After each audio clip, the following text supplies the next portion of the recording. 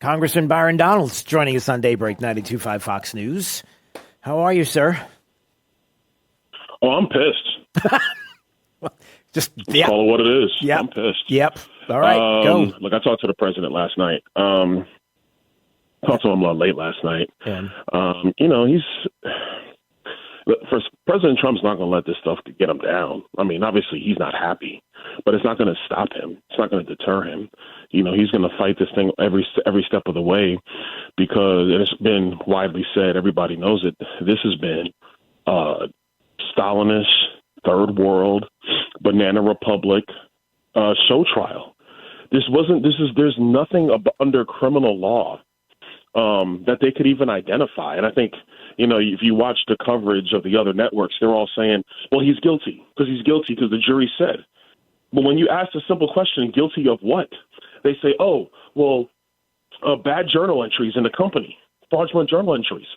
There has to be an underlying crime to make that a felony. So what's the underlying crime? We don't know.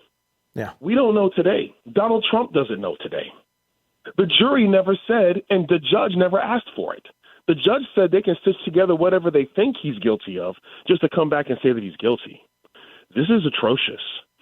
To my Republican colleagues on Capitol Hill, this is why you do not do business with these Democrats. They're nuts. This is why you cannot negotiate with them. This is why you have to force them into positions of accepting whatever you think is just.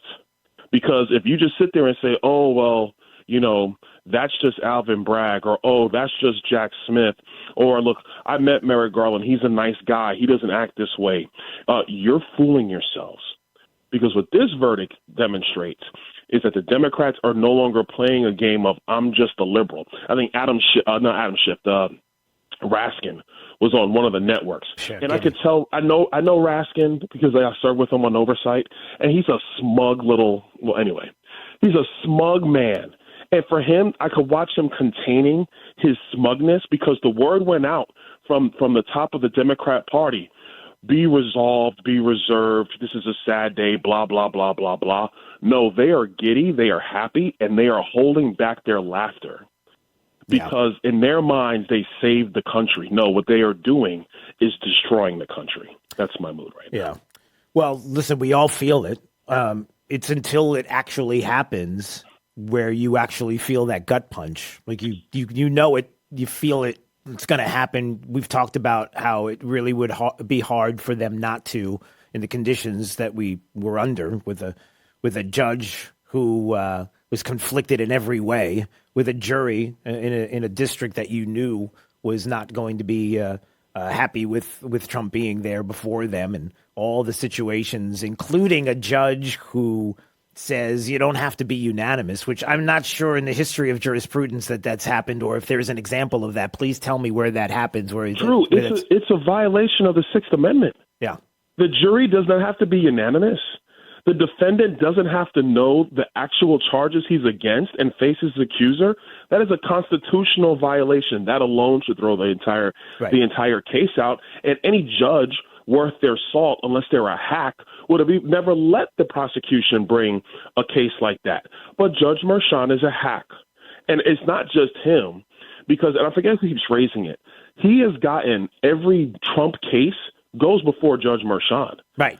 Listen, I don't know if people understand how judges get their cases put to them. It's on a rotation basis. For you to get every case means that the entire judicial system in Manhattan is making sure they funnel those cases to you. That is highly unethical. Right. If the New York bar was worth their salt, multiple people would be disbarred today, starting with Judge Merchan, followed by Alvin Bragg, and you go down the list. And the last thing I'm going to say, and I'm going to let you ask your question, Drew. I'm sorry. I'm fired up, a little teed up.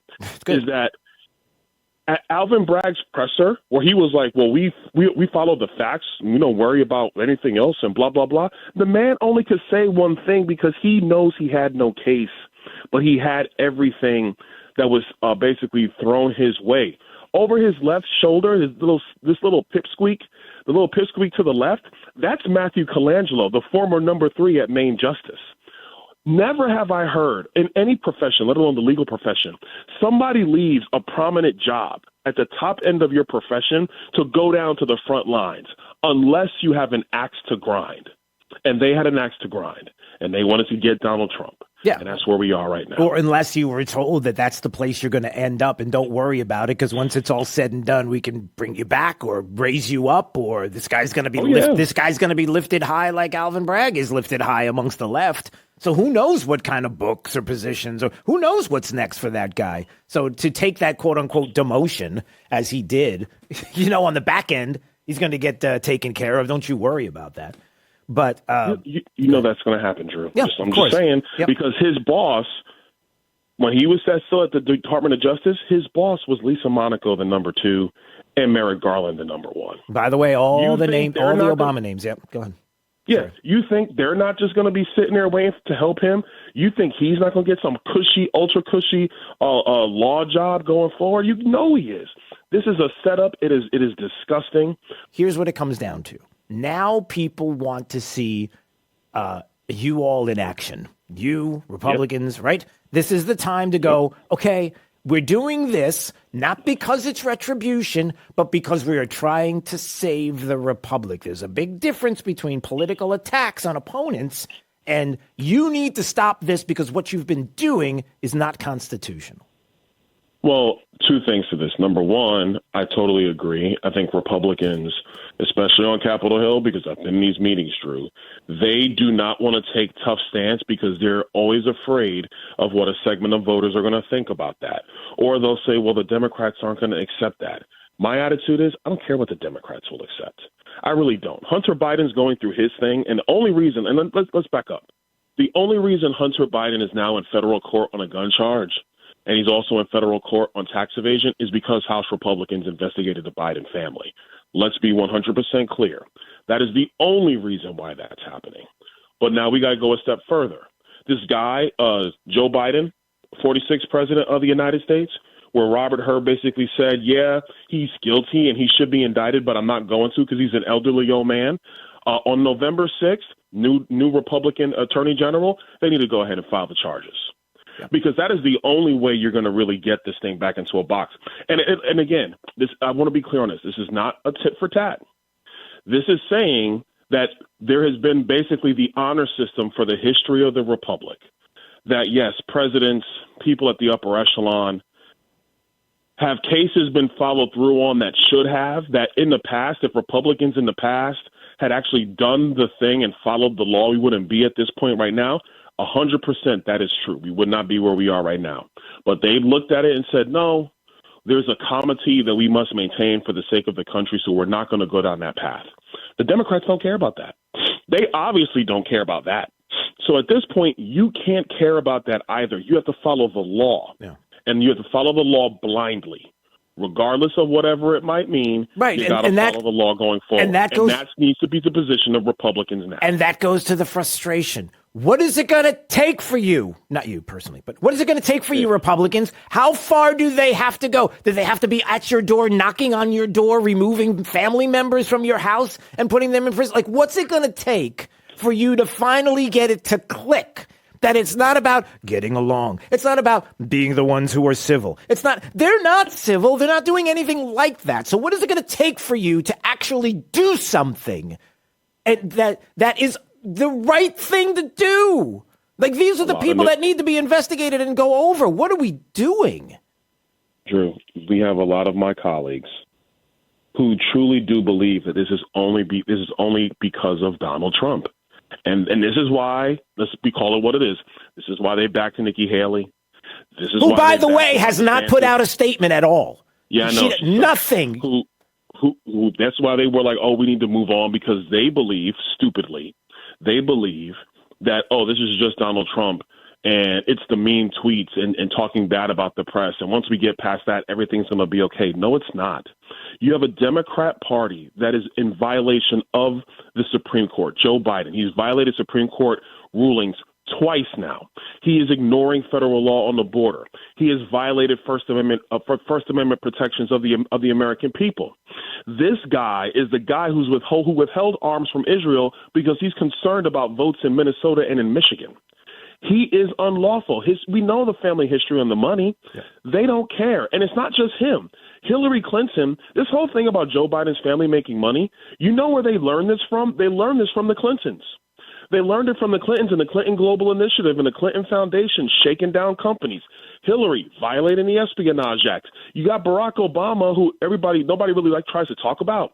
Barack Obama was president when they violated FISA to spy on Donald Trump's campaign illegally. Has anybody been brought up on charges? No. Did Bill Barr, when he's Attorney General, did he do that? No.